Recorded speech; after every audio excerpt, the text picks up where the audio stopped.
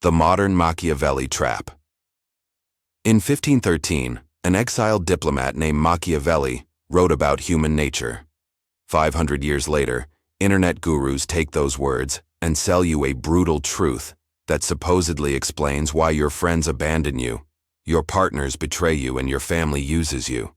They claim no one tells you the truth, but I am here to tell you they are only giving you a half-truth, the part that validates your ego and convinces you that you are a misunderstood genius. This narrative sounds powerful, right? The idea that Machiavelli revealed a selfish nature in all of us, and that anyone who criticized him was just hiding their own manipulation. It convinces you that the problem is always everyone else, never you. It is a bitter pill, but an addictive one.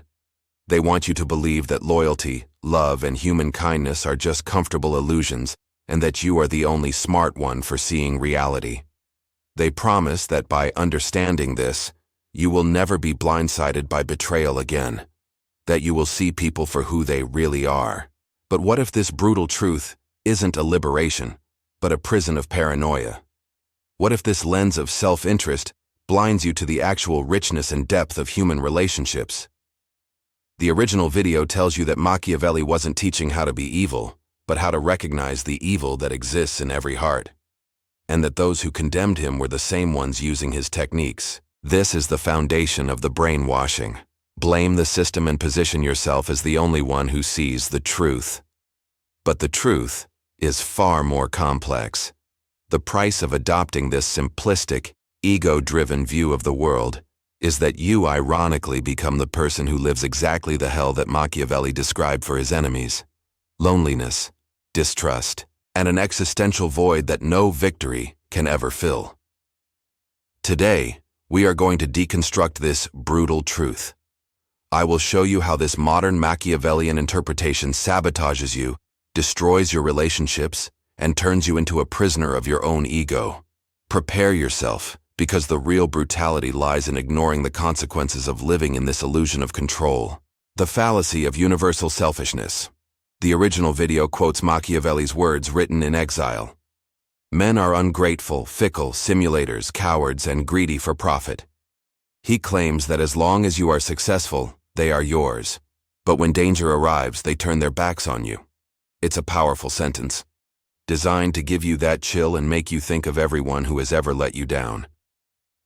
But here is what they don't tell you. Machiavelli wrote this after being tortured and losing everything. He wasn't writing a scientific psychology manual. He was projecting his own pain and bitterness. The narrator says that if you feel resistance to this cynicism, it's just your denial talking. They want you to accept that people are extraordinarily skilled at maintaining public performances of virtue while privately operating out of pure self-interest. But let's deconstruct this inevitable selfishness. The video proposes a test. If you lost everything, your money, your status, your health, who would stay? They claim that this small, uncomfortable number is the only truth about human loyalty. Here is the fatal flaw in that logic. They treat relationships like a cold bank transaction and call it realism.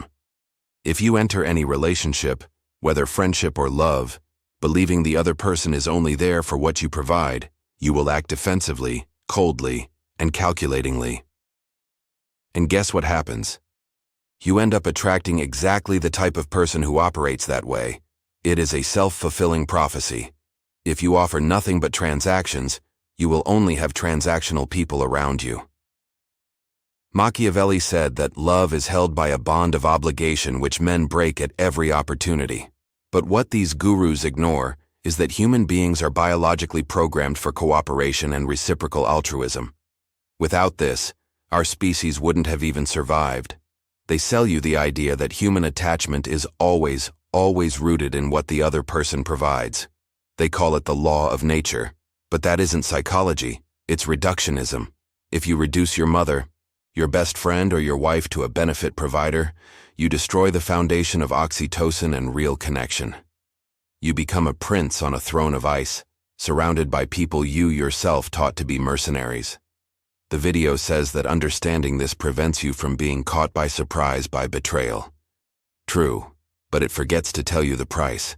You will never feel what it's like to be loved for who you are, Because you will never allow anyone to get close enough to see beyond your armor of self-interest, you trade the risk of betrayal for the certainty of loneliness. The Prison of Utilitarianism. The original video states truth number 1. People stay for benefits, not bonds. It translates Machiavelli by saying that affection is controlled by needs, while respect responds only to force. It goes as far as saying that your partner doesn't stay because of your history or commitment, but because you meet their needs better than the available alternatives. This isn't just cynical, it is a recipe for mental burnout. If you accept that all love is merely a cost-benefit analysis, you condemn yourself to eternal surveillance. You begin to live under the pressure of being useful 24 hours a day, fearing that the moment you show weakness or go through a bad phase, you will be discarded like an expired product. The "it depends" they hide from you. Machiavelli was talking about subjects and princes, not couples and friends. In real life, what keeps people together during crises, when the benefit disappears, is precisely the social and emotional capital you have built. If you treat your spouse or your business partner as a strategic exchange, you are teaching them to do the exact same to you. The narrator of the original video says your employer doesn't keep you because they value you, but because replacing you is expensive. He uses this to claim that years of loyalty and sacrifice don't matter. But here is the point. Companies that operate purely under this cold logic usually have the worst talent, because no one strives for a place that sees them as just a number. True modern power doesn't come from being a cheap piece in an exchange, but from creating bonds of trust that the cold logic of the market cannot replicate. By reducing family and friends to exchange principles, you remove the only thing that makes life bearable: psychological safety. They say accepting this is liberating. I say it is lonely. If you only want people who are with you for what you provide, do not complain when, on the day you most need a shoulder to lean on, you find nothing but an empty contract. The fear trap. We've reached truth number 2 from the original video. People are constantly testing your boundaries. It quotes Machiavelli saying that men never do good unless necessity forces them to. Their logic is that humans are energy-saving machines that will suck everything from you until they meet firm resistance. They claim that if you are nice and forgiving, you are training people to disrespect you. This is where internet dark psychology becomes dangerous. They use examples like the friend who is always late, or the colleague who takes the credit to justify a posture of constant confrontation. They assert that respect is maintained only by the fear of punishment. But here is what real life teaches, and what Machiavelli didn't foresee for your daily life. Fear generates compliance, but it destroys initiative. If you are the partner, the friend, or the boss who lives by imposing brutal consequences for every failure, you are not surrounded by people who respect you. You are surrounded by people who are lying to you. In the video, they say you must be like the prince. If they do it again, you cut off access. But understand this: fear is the weapon of those who lack admiration. If people only treat you well because they are afraid of losing your support or facing your fury, they will sabotage you behind your back the first time the cost of betrayal is lower than the cost of putting up with you. They call this behavioral economics. I call it social paranoia. By treating every interaction as a test of strength, you become an exhausting person. Real respect doesn't come from the one who can punish. It comes from the one who has intrinsic value. A real-life master doesn't need to threaten to leave every time a partner makes a mistake. He is someone so exceptional that the other side naturally doesn't want to lose him. The original video says, "It is better to be feared than loved." But in the 21st century, those who are feared are isolated. Those who are feared are targets of gossip, HR complaints, and litigious divorces. Machiavelli's prince ended his days looking over his shoulder, waiting for the knife. Is that the success you want? The myth of strategic distance. Truth number 3, from the original video, claims that attraction dies without strategic distance. It uses Machiavelli to argue that complete accessibility destroys value, and that total transparency eliminates intrigue. It even suggests that if you share everything and are always available, you cease to be a person and become a utility. This is the foundation of every disinterest game you see online. They teach you not to respond quickly, to hide your feelings, and to maintain an artificial mystery. But here is the truth they won't tell you. Mystery only attracts the immature or the insecure. If you need artificial scarcity to be valued, it's because what you deliver when you are present is shallow. Machiavelli advised princes to be unpredictable because they were dealing with spies and assassins. You are dealing with people you, theoretically, love. If you treat your relationship like a counter-espionage operation, you aren't creating intrigue, you are creating anxiety and distrust. The video says that relationships die when people move in together because the mystery evaporates. But the problem isn't proximity, it's a lack of substance. If your only attraction was the mystery of who you are, the moment the mask falls, nothing is left. A real-life master does not fear transparency because he is so secure in his value that he doesn't need magic tricks to keep someone interested. They claim that the person who needs nothing from the relationship holds all the power. This is a war mentality, not a connection mentality. Spending an entire life trying to prove you don't need anyone is the saddest form of loneliness. Real power doesn't come from being inaccessible. It comes from being so authentic and exceptional that your presence is a gift, not a riddle.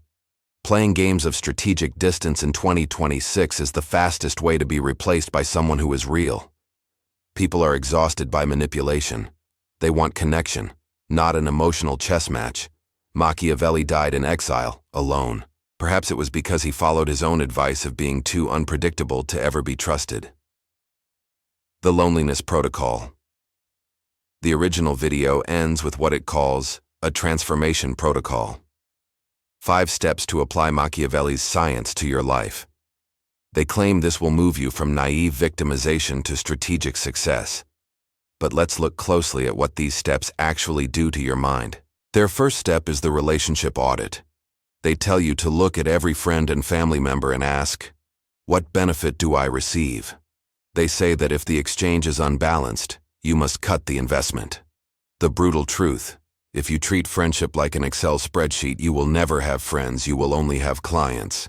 The value of a real bond appears precisely when the exchange is unbalanced, when one side falls and the other carries the weight without asking for an invoice. He who audits love ends up with a zero balance. The second step is establishing boundaries with punishability. They say that I am upset is not a consequence, and that you must punish with the end of the relationship. The reality: this isn't having boundaries. It's being an emotional blackmailer. In the real world, someone who uses ending the relationship as their first weapon in any conflict shows they are insecure and incapable of solving problems like an adult. You don't gain respect. You gain people who walk on eggshells around you until they find the courage to leave you for good. The third step talks about maintaining independence, telling you to have a life your partner doesn't share. The counterpoint: having individuality is healthy, but using it as a power weapon to show you don't need the other person is self-sabotage. The original video says that extensions are discarded. I say that people who refuse to connect deeply never build anything worth keeping. The fourth and fifth steps tell you to stop trying to be loved and focus on being respectable and aware of the exchange. They say that accepting that all relationships are exchanges is the ultimate freedom. The reality check: this isn't freedom. It's a life sentence inside your own ego. When you accept that everything is an exchange, you lose the ability to see humanity. You become the prince that Machiavelli described, someone who might be strategically successful, but dies without knowing what it means to be loved without a contract clause attached.